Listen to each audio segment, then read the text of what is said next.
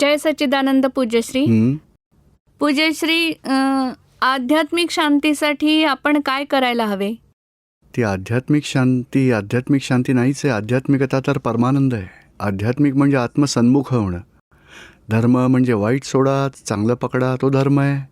आणि अध्यात्म विनाशी सोडून अविनाशीमध्ये येणं. पाप आणि पुण्य दोन्ही विनाशी, ते दोन्ही सोडून अविनाशी आत्म्यामध्ये येणं, ह्याचंच फळ आहे परमानंद. ज्ञानविधीत तेच प्राप्त होतं. पुढे जाण्या भेद विज्ञान प्राप्त होतं. होय. पुढे जाण्यासाठी 5 आज्ञांमध्ये राहायचं आहे नंतर. हां. आणि मानसिक शांतीसाठी काय करायला फक्त हवे? मनाची शांती नाही तर त्याही पुढचं मिळेल, हां. परमानंद मिळेल. पण 5 आज्ञांमध्ये राहायचं, त्याचं फळ आनंदच असतं. पूज्यश्री, मंत्र वगैरे म्हणतो आम्ही तेव्हा बाहेरचेच विचार जास्त येतात. हा, मग समजून घ्यायचं आता. विचारांना बघा, तेच सगळ्यात मोठं ध्यान. मंत्र करणं, जप करणं त्या वेगळ्या गोष्टी, पण विचारांना बघणं, कशा प्रकारे कोणकोणते विचार येतात, पैशांचे, खाण्याचे, कोणाप्रती राग, द्वेष, मोह, कशा प्रकारचे विचार येतात ते पहा. त्यालाच सगळ्यात मोठं ध्यान, आत्मध्यान म्हणतात. जय सच्चिदानंद गुरुजी. प्रकाश मालवीय. माझा प्रश्न असा आहे की आत्मा जेव्हा मोक्षाला जातो तेव्हा त्याच्याकडे ना मेंदू असतो ना चक्षु असतात, तर मग तो बघतो जाणतो कसा? आरशाला डोळे असतात. मग त्याला सगळा पूर्ण हॉल कसा दिसतो? सगळे डोळे असतात तर जाणतो, बघतो. आत्म्याचा स्वभावच असा आहे की तो ज्ञानस्वरूप आहे आणि ज्ञानाने जाणतो, बघतो. अनंत ज्ञान, अनंत दर्शन, हेच आत्म्याचे गुण आहेत. एखादा दिवा असेल तर प्रकाश द्यायचं सामर्थ्य असतं की नाही? त्या प्रकाशात सगळ्या गोष्टी, सगळ्या दिसेल की नाही? म्हणजे प्रकाशाला चक्षूंची गरज नाही. ह्या प्रकाशावर आवरण आलं आहे. आत्म्यावर आवरण आल्यामुळेच डोळे, इंद्रिय प्रकट झालेत. डोळे, कान, नाक, स्पर्श, जीभ, कारण आवरण असलेला प्रकाश आहे. आवरण गळून पडली की स्वतःच्या ज्ञानाने डायरेक्ट जाणून घेऊ शकतो साऱ्या ब्रह्मांडास. एक एक जीवाच्या द्रव्य गुण पर्यायानं जाणून घेऊ शकतो. अनंत ज्ञान आहे त्याच्याकडे. डायरेक्ट अनावरण झालेलं ज्ञान म्हटलं जातं त्याला. त्यामुळे तर साऱ्या ब्रह्मांडाला जाणून घेऊ शकतो. आता दुसरा प्रश्न असा होता की मागचा जन्म किंवा आत्मा असतो याचे काही प्रमाण हवे होते. आपण एकदा सांगितलं होतं की परिणाम हेच प्रमाण आहे. म्हणजे जसं घडलंय तसंच होणार, म्हणजे तसंच घडतेय, म्हणजे फळ हाच पुरावा आहे. प्रमाण आहे याचा अर्थ काय? अर्थ एवढाच आहे की बघा, म्हणतात ना की माझ्या मनात नावडते विचार येतात. कोण पाठवतं? नावडत्या गोष्टी तो आपला पार्ट आहे. वाईट विचार कोणाचा पार्ट? तो कोणी पाठवला? म्हणजे कॉजेस टाकले असणार, म्हणून त्याचा परिणाम आहे. म्हणजे कॉजेस पूर्वजन्मात पेरले, त्याचा परिणाम येतो. वाणी, विचार, मन, आणि त्याच्या या जन्मात परिणाम दिसतो. परिणाम दिसतोय म्हणजे त्याची कारणं असली पाहिजेत. आणि परिणामांच्या वेळी नवीन कॉजेस केली तर दुसऱ्या जन्मात फळ येईल. नवीन रागद्वेष करतात म्हणजे क्रोध आला, आतमधून खुश होतं, सरळ झाला, करायलाच हवा क्रोध, म्हणजे बीजं पेरली. किंवा मग पश्चाताप करतो, अरे रे चुकीचं वागलो, नको तर करायला, तरीही बीजं पेरतो. या बीजाचा परिणाम दुसऱ्या जन्मात येतो. कॉजेस आणि इफेक्ट अँड कॉजेस. इफेक्टला जन्म म्हटलं जातं, कॉजेस माहितीच नसतात. कॉजेसला जेव्हा फळं येतात तेव्हा पुन्हा दुसरा जन्म सुरू होतो. होय. आणि एक जर आणखी कॉजेस प्रश्न नष्ट होता. झाली तर मग मोक्ष आहे. मग परिणामांबाबत काही गरजच नाहीये. परिणाम देत येत फळं संपून जातील. नवीन कॉजेस जर होऊ दिली नाही तर मग मोक्ष मिळेल. होय. एक प्रश्न आणखी होता की शरीराच्या आतमध्ये, बॉडीमध्ये, आपल्या शरीरामधले सारे रक्त पूर्णपणे बाहेर काढले, रक्त बाहेर काढलं तर शरीर संपून जाईल, तर मग आत्म्याचं काय महत्व त्यात उरवणार? आत्म्याचं तर काय आहे, हा तर कर्माचा हिशोब आहे. शरीर तोपर्यंत आत्मा त्या शरीरात, म्हणजे जन्मापासून गर्भात असल्यापासून मृत्यूपर्यंत त्याच्या आयुष्यकर्माचा हिशोब आहे तो. म्हणजे तोपर्यंत तो असणारच. आणि आयुष्यकर्म पूर्ण झालं तर आत्मा त्यातून सुटून दुसऱ्या गर्भात जाईल अकॉर्डिंग टू कॉजेस. म्हणजे हा हिशोब आहे. आता लोकांनी ब्लड काढून टाकलं तर असं ब्लड काढल्यामुळे त्याच्या ब्रेनचा रक्तपुरवठा थांबेल, हळूहळू मशिनरी डेड होईल. डेड झाल्यावर त्या आत्म्याचं आयुष्यकर्म जे बांधलं होतं ते पूर्ण झालं असेल तर ठीक, नाहीतर मग कोमात जातात ना, 3-3 महिने राहून मग नंतर जातात. म्हणजे हिशोब आहे तोवर बॉडीमध्ये राहावंच लागेल आत्म्याला. बंधन आहे. हिशोब पूर्ण झाला तर कोणी थांबवू नाही शकत, सुटून जातो आत्मा. आणि हे निमित्त आहे. ब्लड निघून गेलं, कोमात आला, ब्रेन डेड झाला, स्ट्रोक बसला, सगळे हिशोब आहेत, निमित्त आहेत सगळी. होय. जय सच्चिदानंद. जय सच्चिदानंद पूज्यश्री. शुभी भोपाळहून. बोला. माझा प्रश्न असा होता की पूज्यश्री, जेव्हापासून मी ज्ञान घेतले तेव्हापासून हे तर समजले की साऱ्या गोष्टी व्यवस्थितच्या म्हणण्यानुसार चालू असतात आणि जे मागच्या जन्माचे पाप आणि पुण्य असते त्या हिशोबाने आपल्याला फळ मिळतात. पण जेव्हाही आपण म्हणजे जेव्हा कधी माझ्या बाबतीत काही वाईट घडतं, म्हणजे काही संकट येतं किंवा एखाद्या कामात अडचणी येतात, तेव्हा खूप चिंता वाटायला लागते आणि काही व्यक्तींमुळे कशा उत्पन्न होतात, कोणत्याही प्रकारचे म्हणजे समजत असतं की तो शुद्धात्मा आहे आणि त्याचा दोष नाहीये, पण तरीही डिस्चार्जमध्ये वाईट वागलं जातं, क्रोध येतात मनात, त्यामुळे खूप चिंता वाटायला लागते मला. मग त्यासाठी काय करायला हवे? हे आत्ता जे म्हटलं ना, पाप आणि पुण्याचं फळ आहे, तर फळच समजा. परीक्षेचा रिझल्ट आला तर नंतर परीक्षा दिल्यानंतर किती चिंता करायला हवी रिझल्टबाबत? रिझल्ट तर लागणारच आहे. आता आला नंतर काय करायला हवं? तर नव्या परीक्षा सुधारा. म्हणजे जे येणार आहे त्याचा स्वीकार कर की बाबा आपल्या हिशोबाला नवी बीजं सुधारा. नवीन तर सुधारू शकता ना. इथे 5 आज्ञांनी नवीन सुधारणा करणं ते सांगितलं. नवीन बीजं पेरली नाही जाणार 5 आज्ञांनी. म्हणजे तो पुरुषार्थ करा. जे घडलं आहे चिंता करण्याऐवजी प्रार्थना करा किंवा सोल्युशन काढा त्यावरती. आणि पूज्यश्री, प्रतिक्रमण केल्याने समोरच्या व्यक्तीमध्ये काही बदल दिसतो का आपल्याला? म्हणजे जर आपण खूप काळापासून करत असू तर? त्याने सुधारावं म्हणून प्रतिक्रमण करायचं आहे का? तो आपल्या पक्षात यावा, ॲडजस्ट व्हावा म्हणून प्रतिक्रमण करायचं आहे का? नाही. आपले दोष धुण्यासाठी प्रतिक्रमण करायचं आहे. दोषांपासून मुक्त व्हायला प्रतिक्रमण करायचं आहे. कशाय समाप्त करायला, नगी समोरच्याला सुधारण्यासाठी नाही. इथे तर तुम्ही समोरच्या सुधारण्याची अपेक्षा ठेवताय. मी 3 वेळा प्रतिक्रमण केलं, अजूनही धनी पती सुधारत नाही आहे. चेक करत राहतात, अजून सुधारलं नाही. 2-3 वेळा अजून प्रतिक्रमण करायला, चला थोडं आणखी सुधारेल, नाही सुधारणार. दोषी बघतो ना त्याला, तो सुधारायला हवा आहे. याचा अर्थ तो बिघडला आहे आणि बिघडला असं म्हणत राहाल तोवर तो सुधारणारच नाही. त्याच्यातला आत्मा पहा, शुद्धपणाने पहा, तर कधीतरी तो सुधारेल बघा. त्याच्यातला शुद्धात्मा बघा, प्रकृतीचा भरलेला माल आहे आणि माझा हिशोब तुम्हाला आला आहे. मी तो निमित्त आहे, तो निर्दोष आहे. आणि आपली जागृती असेल तर त्याला सुधारण्याची मेहनतही त्याला नाही. आपल्यावर जो आक्षेप येतात, दुःख येतात, आपण समता भावनेने पूर्ण करू. शिवाय आपले कशाय धुवून टाकणं तो आपला पुरुषार्थ आहे. त्याच्याप्रती भाव बिघडले, द्वेष झाला, मोह झाला, तो धुवून टाकायचा पुरुषार्थ आहे ना की समोरच्याला सुधारायचं आहे. जय सच्चिदानंद पूज्यश्री. समजलं का आता हे? होय. हां, जय सच्चिदानंद. अतुल कुमार मालविया, होशंगाबादहून. बोला. मी आपले व्हिडिओ कायम बघतो यूट्यूब वगैरेवर. टीव्हीवर बघतो प्रोग्राम. मी आपल्याला चांगला आपल्या घरातला मेंबरच मानतोय. आणि आज मला हे सौभाग्य मिळालंय की आपलं दर्शन घडलं. माझे ॲक्च्युली 2 प्रश्न आहेत. घरात काही आपला व्यवहार असतो, घरात कुटुंबात जे काही कठोर वागणे असते, त्यामुळे मला डिप्रेशन आलेलं आहे. 14 वर्ष वयापासून मी डिप्रेशनमध्ये आहे. म्हणून असे काहीतरी सांगावे की मला डिप्रेशन येणार नाही. आता माझा जो मुलगा आहे तो माझं म्हणणं ऐकत नाही. नसेल ऐकत तर मग समजावून सांगा. परिणाम स्वतः होऊ देऊ नका. कारण एकदा नाही समजलं तर दुसऱ्या वेळी ट्राय करा, तिसऱ्या हळूहळू समजावून मग व्यवहार करायचा. नाही म्हणजे मी त्याला कशा प्रकारे समजावू म्हणजे तो डिप्रेशनमध्ये नाही येणार? हो, ते तर आहेच. प्रेमाने समजावा, मग डिप्रेशन येणार नाही. आग्रह धरून समजावाल तर मग रिएक्शन येईल.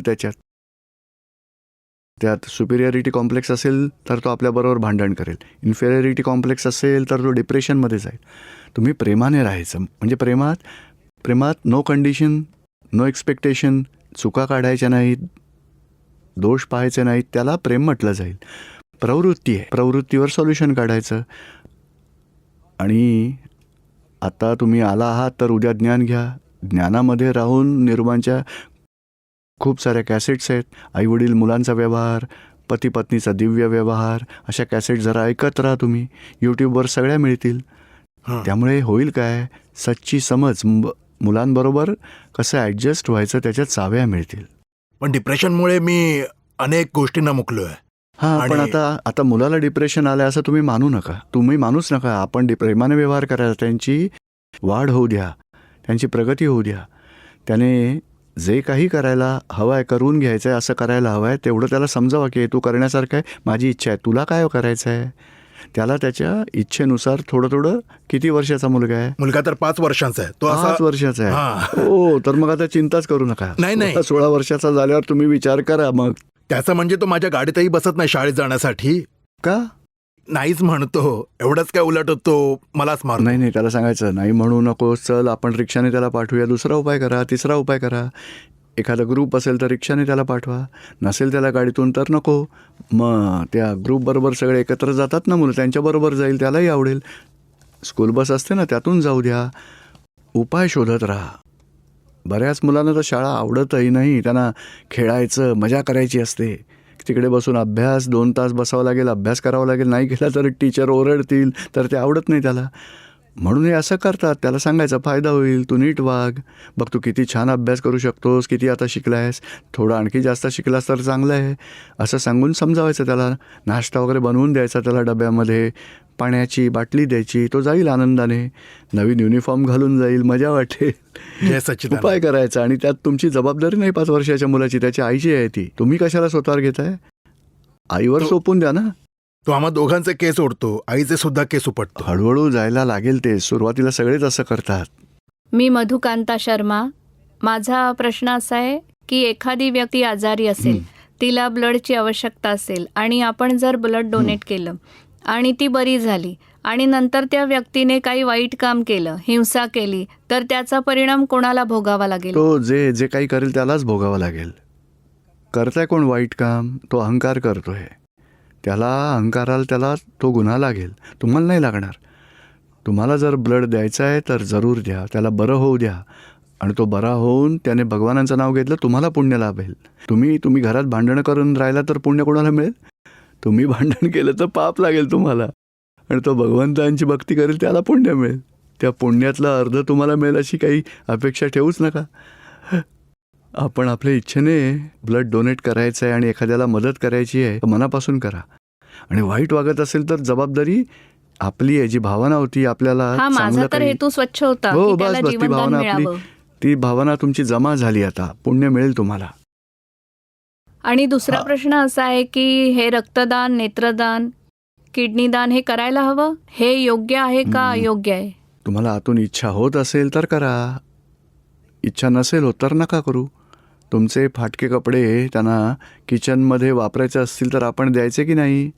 का त्याला स्कूटर साफ करण्यासाठी वापरायचे त्या चिंध्या, मग चिंध्या द्यायच्या की नाही? अहो, आपण कपडे फाटके फेकून दिले, त्याला जसे वापरायचे तसे वापरू दे.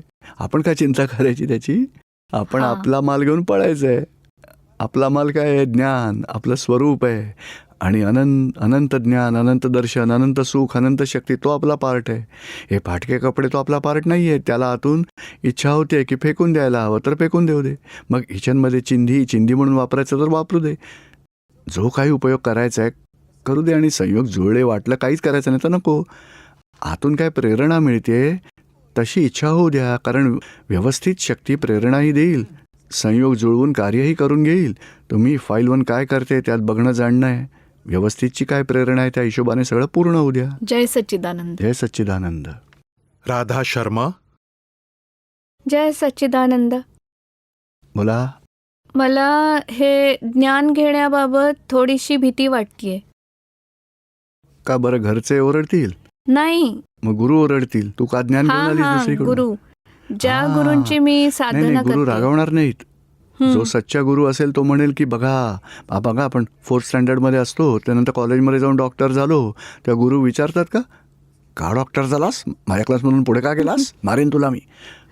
तर मग तो खरा गुरु नाहीच आहे. सच्चा गुरु तो रे, माझा विद्यार्थी डॉक्टर झाला, आमचा आशीर्वाद आहे, आणखी पुढे जा. सच्चा गुरु आशीर्वाद देतो. आणि सच्चा गुरु नसेल तर मग कोणत्याही शब्दाची काही किंमत नाही त्याच्या. नाही, पण ती साधना जरी करायची असेल तरी त्यासाठी वेळ काढावा लागेल. नाही, 2 तास मग ती साधना आपण जोवर साधना कुठवर आहे? साध्य नाही होत तिथवर साधना करायची. आणि आपल्याला इथे साध्य प्राप्त होतं, साधना पूर्ण होते. आणि गुरुही पूर्णत्वास पोहोचतात, साधनाही पूर्ण होते. आणि त्यानंतर ज्ञानींकडून आत्म्याचं ज्ञानही मिळतं. ही साधना सगळी रिलेटिव्ह आहे आणि मनाच्या शांतीसाठीच आहे. आत्म्याचं ज्ञान प्राप्त झालं की त्याची गरजही भासत नाही. आणि गुरूंची व्यवहारात जर म्हणजे नमस्कार करायला जायचं असेल तर जा, पण मोक्षासाठी आत्मज्ञानाची गरज आहे आणि त्यामुळे मोक्ष होईल. गुरूंच्या ज्ञानाने तर संसारात सुख शांती लाभेल, मोक्ष नाही मिळणार. पण आत्म्याच्या गोष्टी तर तेही सांगतात ना सांगत की असतील, आत्मा. पण आत्मसाक्षात्कार घडवत असतील तर चांगली गोष्ट आहे. म्हणजे बघा, एवढं कराल तर तुम्हाला आत्मा सापडेल. पण असं करणं जिकडे कर्तेपणा आहे, करावंच लागतं, तिकडे कधीच आत्मसाक्षात्कार होऊ शकत नाही. का? कारण करण्यात अहंकार आहे, बुद्धी आहे. अहंकार बुद्धी आहे तोवर आत्मा प्रकट होऊ नाही शकत. जय सच्चिदानंद. विजय पवार छिंदवाड्याहून जी आपली नैतिक मूल्य आहेत आणि सामाजिक मूल्य आहेत त्यात टक्कर होते, त्याबद्दल आपले काय मत आहे? हां, आपल्याला ॲडजस्टमेंट करायला हवी. सामाजिक मूल्य आणि नैतिक मूल्य आहेत. हो. नैतिक मूल्याचा आग्रह नाही ठेवायचा. हे सगळं रिलेटिव्ह आहे. रिलेटिव्हचा जेवढा आग्रह ठेवाल तेवढे संघर्ष वाढतील. ॲडजस्ट एव्हरीवेअर करत जा. सॉल्युशन काढा की माझा हा व्ह्यू पॉईंट हा असा आहे, तुमचा तसा आहे. हळूहळू आपण ॲडजस्टमेंट करून सॉल्युशन काढूया. आणि अभ्यासासाठी तर पहा, दादाजींचं प्रार्थनेचं पुस्तक आहे. प्रार्थना करा, शक्ती मागून हळूहळू व्यवहार पूर्ण करत जय जा. सच्चिदानंद महाराजजी. हां, जय सच्चिदानंद. हां. जय सच्चिदानंद प्रभू. पूज्यश्री, माझे नाव वंदना कुशवाहा आहे. माझा आपल्याला सादर प्रणाम.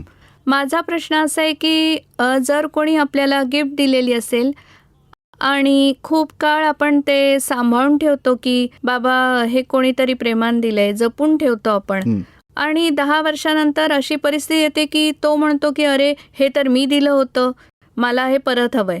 मग अशा वेळी स्थितीत आपण काय करायचे? त्याला द्यायचे की सांगायचे माझा हक्क आहे त्यावर? तर अहो, दुसरा एखादा आला मागत असेल तरी द्यायला हवं.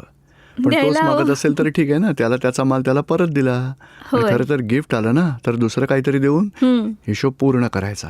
काही कोणाचं पेंडिंग अजिबात ठेवायचं नाही. होय. आणि फुकट मला मिळायला हवं अशी भावनाही करायची नाही. कोणी काही दिलं ना आपल्याला, जर कोणी काही दिलं तर साधारण तेवढंच काहीतरी द्यायचं, हिशोब पूर्ण होईल. मग होय. फुकट असं काही घेऊ नये जगात, फार महागात पडतं ते. धन्यवाद पूज्यश्री. जय सच्चिदानंद. मी मनीषा शास्त्री जैन, होशंगाबादहून. पूज्यश्री, माझे 2 प्रश्न आहेत. पहिला आहे, ज्ञान घेतल्यानंतरच स्वतःचे दोष तर दिसतातच, त्याचबरोबर समोरच्या व्यक्तीला समजून घेण्याचा अद्भुत शक्तीचा विकास झालाय. व्यावहारिक धर्मात असे बघायला मिळते, जास्त करून कटकारस्थाने आणि मायाजाल असते. मग अशा स्थितीत समोरच्याला निर्दोष बघण्यास अवघड जाते. तर मग फॉर्म्युला अप्लाय करा. बघा ना, सांगितलं ना, विनयात राहायचं. पॉझिटिव्हिटी बघा, पॉझिटिव्हिटीला ॲप्रिशिएट करा. नेगेटिव्ह बघता तेव्हा प्रार्थना करा की ती संपू दे, सच्ची समज मिळावू दे, सच्चे निमित्त लाभवू दे. आणि त्यांच्यासारखी नेगेटिव्हिटी फाईल 1मध्ये आहे का ते चेक करा. मनुष्यात ती कटकारस्थानं माया यातल्या काही आहे का? 1%, 2%, 5% चेक करा. आता आपण आरशात आपला चेहरा का पाहतो? तर काही मळ चेहऱ्यावर असेल तर साफ करू शकू. तसाच हा आरसा आहे. आसपासचे त्यांच्यात जो कचरा दिसेल तो आधी आपल्यात चेक करा. त्यामुळे आपल्यातला कचरा साफ करायची संधी मिळेल. होय. दुसऱ्याचा कचरा असेल तो दुसऱ्यांमध्ये आहे, पण त्यांच्यात जो आत्मा आहे तो खूप शक्तिशाली आहे. आत्म्याला प्रार्थना करा, यांचा कचरा बाहेर पडो, यांच्यावर कृपा करा. आणि तोच कचरा आपल्या फाईल 1मध्ये असेल तर तो जागृत राहून साफ करून टाका. त्याचा आपल्यालाच फायदा होईल. म्हणजे ते तर लगेच क्लिक होते, वाटतं की हे दोष आपल्यात येऊ नयेत कधी, हे तर लगेच सांगून टाकते. नाही, आपल्यात येऊ नये असं नाही, ते तर प्रत्याख्यान झालं, पण झालं तर बघावंच लागेलच. म्हणजे आयुष्यात कधी पूर्वीच्या काळात असा कधी उपयोग केला होता का? माया कट करस आणि लाभ उठवलाय संसाराचा मोहाचा, ते चेक करा आणि मग प्रत्याख्यान करा. मग पुन्हा नाही येणार तेच, ते बरोबर आहे. दुसरा प्रश्न आहे पूज्यश्री, आपल्यावरचा परिणाम कसा असावा ज्यामुळे चर्चा आणि चर्या दोन्ही एकच होईल? ॲक्च्युली चर्चा तर फालतू असते. चर्या म्हणजे आपल्याला जेवढं समजलं आहे तेवढं चर्येत येईल, म्हणून समज मजबूत करा. चर्चा तर बुद्धीचा विलास आहे. चर्चा करतो ना, ट्रेनमध्ये बसल्या बसल्या 2 तास चर्चा करेल आणि उतरल्यावर सगळा कचरा इकडे तिकडे फेकेल, एकही शब्द ग्रहण नाही करणार. त्या चर्चेला काही अर्थच नाही. हां, चर्या आहे आणि चर्या रिझल्ट आहे कशाचा? समजचा. सच्ची समज मिळेल तेव्हा त्या आधारे सच्च ज्ञानही मिळेल, तेव्हा सच्ची चर्या होऊ शकेल. म्हणून सच्ची समज भक्कम करा. प्रत्येक गोष्टीत प्रत्येक चर्येच्यावर दबाव आग्रह ठेवू नका. चर्येचा त्याच्याच आधारे सच्च्या समजेचा आग्रह धरा. माझ्याकडे सच्ची समज असायला हवी. समजा तुम्हाला कधी चांगली भजी बनवायची असतील तर समज आधी यायला हवी की सरळ मसाला टाकून काही करत राहाल तर चालेल? सांगा. समज यायला हवी. म्हणजे समज पक्की हवी. समज आल्यावर वापरणं चालू करा. रिझल्ट मिळत नसेल तर कुठे मिस्टेक होते ते चेक करा. तिथेच जागृतीची गरज आहे. फर्स्ट स्टेप समज यायला हवी. समज अप्लाय करत करत जागृती सेट करा. नंतर रिझल्ट येईल तेव्हा चर्या होईलच. जय सच्चिदानंद. राजकुमार प्रजापती. सर, मला हे जाणून घ्यायचं आहे की 6 अविनाशी तत्वांची सुरुवात आणि त्याचा अंत याविषयी थोडी माहिती हवी होती. आपणास निवेदन आहे की ते आपण बघा, त्याची सुरुवात अशी नव्हती आणि अंतही होणार नाही. हां. असंच 6 अविनाशी तत्व आहेत, शाश्वत आहेत. नाही, आपण आणि- मोक्षाला जाईपर्यंत काय होईल सर ते ते त्या- सांगतोच ते. हां.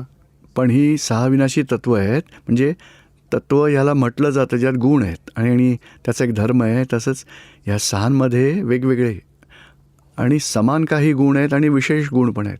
आता आत्म्याचा कोणता गुण आहे? जाणणं, बघणं आणि आनंद, परमानंदात राहणं हा. आणि जडतत्वात सक्रियता आहे, क्रिया होते. पुरण गलन हा जडतत्वाचा गुण आहे. गती सहाय्यक तत्व आहेत, ती सहाय्य करतात. जड आणि चेतनमध्ये हलण्या चालण्याची शक्ती नाही.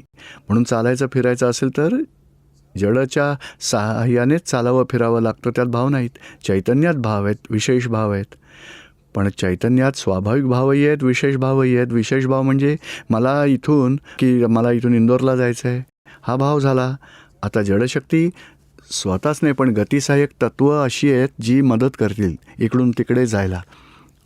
आणि स्थितीसहाय्यक त्याला स्थिर करतात. आकाश तत्व त्याला स्पेस देतात. आणि काळ सुरुवात होते, पूर्णाहुती होते. म्हणजे काळालाही वेळ असते. त्यामुळे प्रत्येक कार्याची सुरुवात होते, शेवट होतो. म्हणून कालतत्व आहे. 2 तासातही होऊ शकतं, 7 तासातही होईल काही. हे कालतत्वही सपोर्ट करतं. म्हणजे आत्मा एकच आहे. चेतन ते विभाव असतं. म्हणजे विभावाला सपोर्ट करण्यासाठी, आत्म्याचे भाव पूर्ण करण्यासाठी जडतत्व, काल, गतिसहाय्यक, स्थिती सहाय्यक, आकाश हे मदत करतात. असे सहाय्यक तत्वसुद्धा आहेत आणि आत्मातत्वसुद्धा आहेत. म्हणजे 6 विनाशी तत्व एकमेकांच्या आसपास आल्यामुळेच रिव्हॉल्व होत असतात. आणि त्यातून हा विशेष भाव उत्पन्न झाला. विशेष भावामुळे कर्म चार्ज होतात आणि त्यामुळे संसार सुरू झाला. आणि तो चालूच राहतो विशेष अज्ञानतेमुळे. ज्ञान मिळाल्याने नवीन विशेष भाव बंद होतात, स्वभाव भाव प्रकट होतात. नवी कर्म चार्ज होणं बंद होतं. 5 तत्व जुनी कर्म जी बांधली आहेत, भाव केलेत, ते फळ देऊन पूर्ण होतात. आणि आत्मतत्व स्वभावात आल्यावर नवीन कर्म बांधणार नाही, मोक्षगतीला जाणार. अशी ही सगळी घटना होत असते निरंतर. सर या कर्मानुसार ही जी आपण आता ही जी बीजे पेरलेली आहेत या जन्मात, मागच्या जन्मात, जे कॉजेस आपण या जन्मात टाकले आहेत आणि मागच्या जन्मात जे आले समोर, म्हणजे काय त्यांचं ज्यावेळी आपण ती बीजे पेरलेली असतात त्याच वेळेच्या हिशोबाने चालतात का सारे? हां, म्हणजे हा काळ, असे काळ परिवर्तन जो करतो, काळ परिवर्तन घडवतो, तो कर्माच्या हिशोबाने चालतो का सरजी? कर्म बीज स्वरूपात असतात तेव्हा काळ नसतो. बरं. बीज परिपक्व होऊन फळ द्यायला तयार होतात. नंतर काळ येतो तेव्हा त्याला फळ येतं. बरं. कर्म तर सारे आयुष्याची आपण घेऊन आलोय. हां. पण 20 वर्षाच्या काळात अमुक कर्म येतील, 22 वर्षाच्या काळात अमुक, वेगवेगळ्या वेळी कर्म प्रकट होत असतात, फळ येऊन पूर्ण होतात निसर्गाच्या नियमाप्रमाणे. हावी होणारी कर्म असतात ती आयुष्यभर, आणि छोटी छोटी कर्म असतात ती काय लहानपणीच काय ती नाही, असं काही नाही. ती जास्त कर्म आहे बघा, ती म्हणजे चिकट कर्म आहे. ती मोठेपणी वाढत्या वयामध्ये मोठ्या वयात येतात. जी साधी कर्म आहेत, एकदम हलकी नाजूक कर्म, ती लहान वयात पूर्ण होत असतात. जय सच्चिदानंद. जय सच्चिदानंद. जय सच्चिदानंद.